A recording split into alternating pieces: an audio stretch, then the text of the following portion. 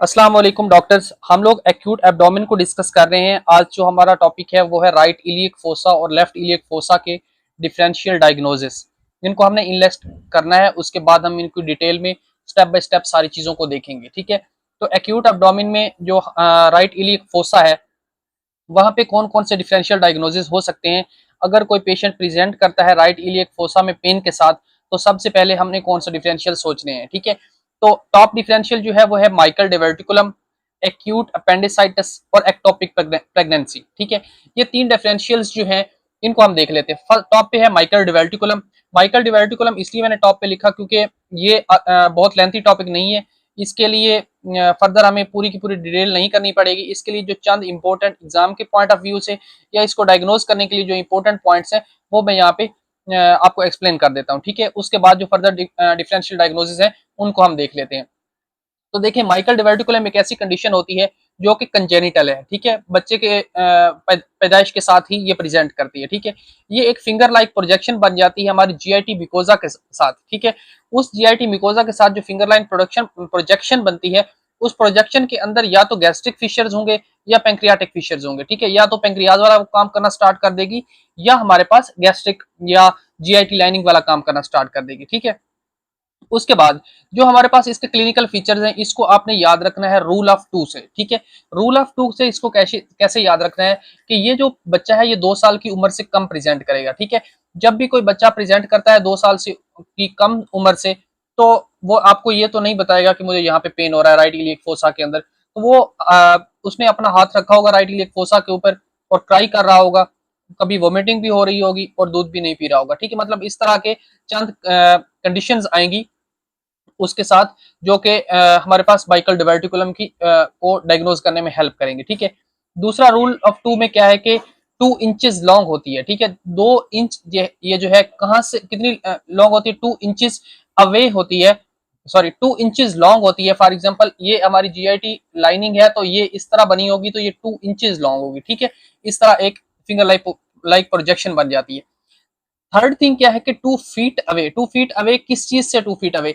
आपको पता है कि जो हमारी स्मॉल इंटेस्टाइन है, स्मॉल इंटेस्टाइन के एंड पर हमारे पास एक फूला हुआ पॉइंट होता है जिसको हम कहते हैं सीकम। ठीक है, और फिर आगे लार्ज इंटेस्टाइन स्टार्ट हो जाती है। तो जो स्मॉल इंटेस्टाइन का लास्ट पार्ट है उसको हम इलियम कहते हैं, और यहाँ पे जो फूला हुआ पार्ट होता है ये डायलेटेड पार्ट होता है। जो हमारी जीआईटी है उसके अंदर 3 डायलेटेड पार्ट होते हैं, एक स्टोमिक, दूसरा सीकम और तीसरा रेक्टम। ठीक है, तो हम लोग बात कर रहे हैं सीकम की, जहां पे स्मॉल इंटेस्टाइन एंड हो रही होती है और लार्ज इंटेस्टाइन स्टार्ट हो रही होती है। तो सीकम स्मॉल इंटेस्टाइन का जो लास्ट पार्ट है उसको हम कहते हैं इलियम, और जो लार्ज इंटेस्टाइन का फर्स्ट पार्ट है उसको हम सीकम कहते हैं। इसी के साथ अपेंडिक्स अटैच होती है। ठीक है, अपेंडिक्स, तो इसको हम कहेंगे इलियोसिकल जंक्शन। ठीक है, इस जंक्शन से 2 फीट अवे होती है। ठीक है, जब हमने इसको ढूंढना होता है या इसको पल्पेट करना होता है या इसको हमने निकालना होता है, चाहे सर्जिकल इंसिजन हम करके खड़े हैं, तो उस वक्त भी हमें 2 फीट अवे देखना होता है इलियोसिकल जंक्शन से। ठीक है, फिर नेक्स्ट थिंग क्या है?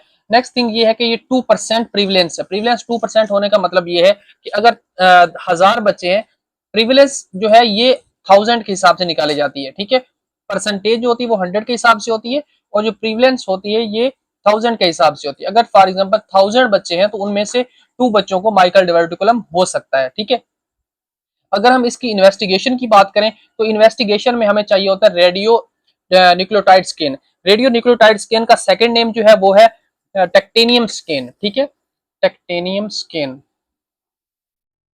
टेक्टेनियम स्कैन। ठीक है, ये एक इंपॉर्टेंट एमसीक्यू है, ये बार बार एग्जाम में पूछा जाता है कि टेक्टेनियम स्कैन जो है ये किस कंडीशन में हम कर सकते हैं, या माइकल डिवर्टिकुलम की ये सारी सिम्टम्स देकर आपसे पूछेगा कि इन्वेस्टिगेशन ऑफ चॉइस का दर्जा कौन सी इन्वेस्टिगेशन के पास है, तो हमने कहना है कि this is a technetium scan is a investigation of choice. ठीक है, देन इसके ट्रीटमेंट की बात करें तो सर्जिकल, हम सर्जरी ही पढ़ रहे हैं तो इसका ट्रीटमेंट भी सर्जिकल ही होगा। ठीक है, आप हमने इसको इंसिजन दे के ओपन करना होता है एब्डोमेन को और उसके अंदर से ये जो माइकल डिवर्टिकुलम है इसको रिमूव कर देना होता है। ठीक है, देन मूव करते हैं अपने नेक्स्ट डिफरेंशियल डायग्नोसिस की तरफ।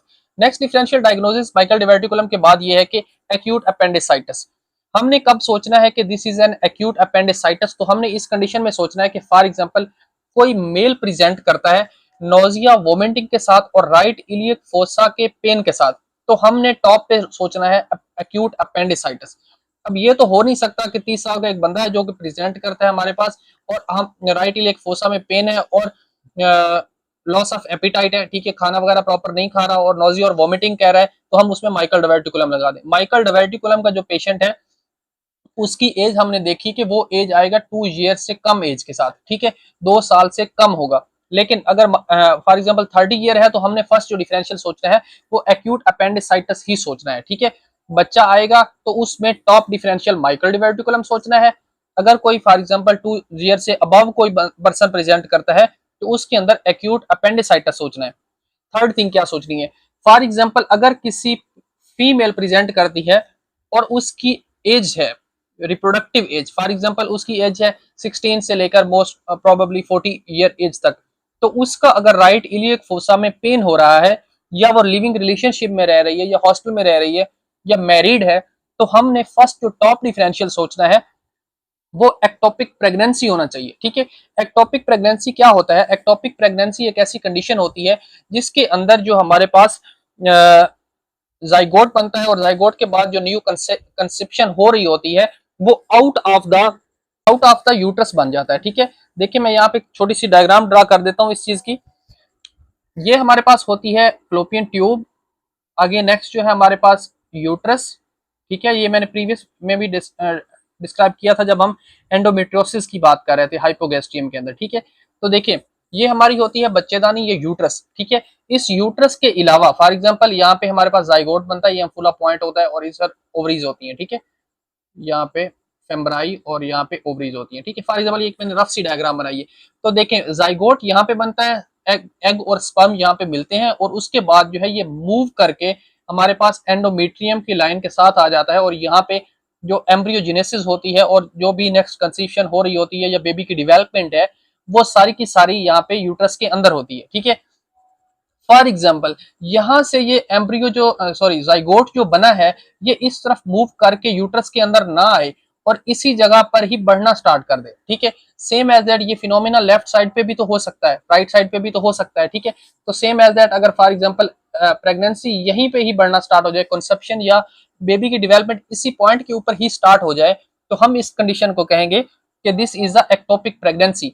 जब कोई बच्चा प्रेजेंट करता है तो उसके अंदर हमने माइकल डिवर्टिकुलम सोचना है, एक्यूट अपेंडिसाइटिस सोचना है जब कोई मेल प्रेजेंट करता है राइट इलियक फोसा में पेन के साथ, जब कोई फीमेल प्रेजेंट करे और उसका ब्लड प्रेशर डाउन हो रहा हो, ठीक है। इसकी टिप निशानी ये होती है कि बीपी डाउन होना स्टार्ट हो जाता है, ठीक है। ब्लड प्रेशर लो रहता हो, नोजिया हो, वोमिटिंग हो और उसके साथ जो है राइट इलियक फोसा में पेन हो, तो हमने टॉप डिफरेंशियल जो है एक्टोपिक प्रेगनेंसी सोचना है, ठीक है। देन हमारे पास टीबी ऑफ इंटेस्टाइन का पेन जो है राइट इलियक फोसा के अंदर प्रेजेंट कर सकता है। क्रोन्स डिजीज जो है ये एक इन्फ्लामेटरी कंडीशन होती है, ये टर्मिनल इलियम को इफेक्ट करती है, उसके अंदर ये कंडीशन हो सकती है। परफोरेटेड सीकम मतलब सीकम अगर फट जाए या सीकम का कैंसर हो तो उस कंडीशन में सॉस अब्सेस, सॉस एक मसल होता है जो कि अगर फॉर एग्जांपल स्पाइनल टीबी हो जाए ना तो उसके साथ ये प्रेजेंट करता है, ठीक है। स्पाइनल टीबी का जो पेशेंट होता है उसके साथ ये सॉस अब्सेस मिल जाती है, ठीक है। जो हमारे सॉस मसल है वो डैमेज होता है और उसके साथ अब्सेस बनना स्टार्ट हो जाती है, ठीक है। इस पेशेंट के अंदर फीवर के साथ पेशेंट प्रेजेंट करेगा, ठीक है। इस जो ये कंडीशन है इसको हम एक सेकंड नेम देते हैं जिसको हम कहते हैं पॉट्स डिजीज, ठीक है, POTTS पॉट्स डिजीज, ठीक है। ये भी एक एग्जाम का एमसीक्यू है, इसको भी देख लीजिएगा, ठीक है। देन क्या कंडीशन हो सकती है, देन हो सकता है ऑफराइटिस। ऑफराइटिस क्या होता है, बेसिकली ऑफराइटिस होती है इन्फ्लेमेशन ऑफ ओवरीज, सॉरी हाँ, ऑफराइटिस होता है इन्फ्लेमेशन ऑफ ओवरीज। सल्पिंजाइटिस ये होता है इन्फ्लेमेशन ऑफ फ्लोपियन ट्यूब्स, ठीक है। ये मैंने बताया कि यहाँ पे ये ओवरी है, अगर इसकी इन्फ्लेमेशन हो जाए तो हम इसको कहेंगे ऑफराइटिस। अगर फॉर एग्जांपल ये जो ट्यूब है ये यहां से लेकर यहां तक, इस ट्यूब को बोलते हैं फ्लोपियन ट्यूब। ये रिप्रोडक्टिव सिस्टम का एक कंप्लीट डिस्कशन है, हम इसको देखेंगे फर्दर, लेकिन फिलहाल के लिए ये देखें कि ये जो ट्यूब होती है इसको हम कहते हैं fallopian tube. Same as that दूसरी साइड पे भी अगर फ्लोपियन ट्यूब की इन्फ्लेमेशन हो जाए तो उस कंडीशन को हम कहते हैं सल्पिंजाइटिस, ठीक है। तो सल्पिंजाइटिस ये कंडीशन हो गई। Then ovarian tubo ovarian abscess, ठीक है। ओवेरियन या ओवरी के अराउंड जो ट्यूब्यूल्स हैं, ये फ्लोपियन ट्यूब, इनकी अगर अब्सेस, इनके अराउंड अब्सेस बन जाए, ठीक है, देन यूरेटेरिक स्टोन हो, यूरेटेरिक क्या होता है, यूरेटर, यूरेटर देखें हमारे पास ये किडनी होती है, तो किडनी से एक यूरेटर, एक नाली होती है जो कि निकलती है और ये यूरिन को कलेक्ट करके लाती है ब्लैडर के पास, यूरिनरी ब्लैडर के पास, और यहाँ पे आकर ये यूरिथ्रा के थ्रू हम लोग इसको एग्जिट कर देते हैं। फॉर एग्जांपल ये जो नाली है जो किडनी से यूरिनरी ब्लैडर तक लेके आती है यूरिन को, इसको हम कहते हैं यूरेटर। अगर इस यूरेटर के अंदर कोई स्टोन आ जाए तो हम इसको कहते हैं यूरेटेरिक स्टोन, ठीक है। तो यूरेटेरिक स्टोन का जो कंडीशन होती है उसका पेशेंट भी हमारे पास राइट इलियक फोसा में पेन के साथ प्रेजेंट करता है। देन यूटीआई हो सकते हैं। यूटीआई क्या होता है कि यूरिनरी ट्रैक इन्फेक्शन, ठीक है, यूरिनरी ट्रैक इन्फ्लामेशन या इन्फेक्शन। तो इस कंडीशन के अंदर ये हमने हाइपोगैस्ट्रियम रीजन के साथ भी पढ़ा है और right and left flank region के साथ भी यही चीज डिस्कस की थी। इसके ऊपर भी कंप्लीट डिस्कशन है, उसको भी हम देख लेंगे। देन जो लास्ट और डिफरेंशियल है वो है हर्निया। नॉर्मली जो हर्निया होता है वो पेनलेस होता है, ठीक है। जो भी हर्निया होगा, मोस्टली एब्डोमेन का हर्निया, वो पेनलेस होता है। लेकिन फॉर एग्जांपल अगर कॉम्प्लिकेट कर जाए, ठीक है, तो कॉम्प्लिकेटेड हर्निया जो होता है वो पेनफुल हो जाता है, ठीक है, पेनफुल हो जाता है कॉम्प्लिकेटेड हर्निया, कॉम्प्लिकेटेड हर्निया, ठीक है, क्लियर। अभी देखें फॉर एग्जांपल हमने राइट इलियक फोसा के सारे जो टॉप डिफरेंशियल्स थे वो सबको देख लिया। अभी लेफ्ट साइड पे मूव करते हैं तो लेफ्ट साइड पे क्या चीजें हो सकती हैं। लेफ्ट साइड पे सबसे पहले तो एक्यूट डिवर्टिकुलाइटिस, ठीक है, इसका भी, इसके ऊपर भी डिस्कशन है कंप्लीट। एक्टोपिक प्रेगनेंसी, वही फीमेल वाली बात जो प्रीवियसली हम लोग डिस्कस कर रहे चुके हैं। बाकी सारी conditions same as that right iliac fossa की तरह होती हैं लेफ्ट इलियक फोसा में भी। लेकिन यहाँ पे क्या चीज आपने ख्याल में रखनी है, ख्याल में ये रखना है कि अपेंडिक्स जो है वो always on the right side, ठीक है, हमेशा राइट साइड पे होगी। राइट लेफ्ट इलियक फोसा में पेन के साथ प्रेजेंट करे पेशेंट और आप कहें कि सर ने बताया था कि ये same to same right iliac fossa की तरह है और लेफ्ट इलियक फोसा के पेन के साथ जो पेशेंट है आप उसको अपेंडिसाइटिस लगा दें, ये तो फिर ज्यादा हो गई। तो इस तरह आपने गलत चीज नहीं करनी, ठीक है। तो राइट लेफ्ट इलियक फोसा में सेम चीजें होंगी जैसा कि राइट इलियक फोसा के अंदर है, चंद चीजों को छोड़ के, जैसा कि अपेंडिसाइटिस को छोड़ देना क्योंकि अपेंडिसाइटिस तो always on the right side. इसके अलावा जो है क्रोन्स डिजीज, ठीक है, या सीकम कैंसर, सीकम ये सीकम का कैंसर या परफोरेटेड सीकम, क्योंकि caecum always on the right side, ठीक है, लेफ्ट साइड पे तो सीकम होता नहीं है। तो इस तरह जो चीजें राइट साइड पे हैं और लेफ्ट साइड पे नहीं है तो उनको हमने राइट इलियक फोसा के अंदर डिफरेंशियल डायग्नोसिस में ही रखना है, ठीक है, तो उनको दूसरी साइड पे नहीं लेके जाना। तो ये थी आज की कंप्लीट डिस्कशन। कल से हम इंशाल्लाह एक्यूट अपेंडिसाइटिस के ऊपर कंप्लीट डिस्कशन स्टार्ट करेंगे कि फर्दर कौन कौन सी चीजें हैं जो कि एक्यूट अपेंडिसाइटिस के रिलेटेड हमें पता होनी चाहिए और टॉप जो एग्जाम के पॉइंट ऑफ व्यू से जो इंपॉर्टेंट क्वेश्चन होंगे वो भी मैं एक्सप्लेन कर दूंगा, ठीक है। तो आज की डिस्कशन में जो मेन चीजें याद रखनी है वो ये है कि अगर 2 साल से कम बच्चा है तो माइकल डायवर्टिकुलम, 2 साल से ज्यादा मेल आए तो फर्स्ट अपेंडिसाइटिस, अगर फीमेल आए तो फर्स्ट एक्टोपिक प्रेगनेंसी सोचनी है, ठीक है। तो ये थी आज की डिस्कशन। इसमें अगर आपका कोई भी क्वेश्चन है आप कमेंट बॉक्स में पुट कर दें, मैं इंशाल्लाह एज सून एज पॉसिबल आपको ट्राई करूंगा कि आंसर कर दूं, ठीक है। फिलहाल के लिए इतना ही। थैंक यू डॉक्टर, अल्लाह हाफिज।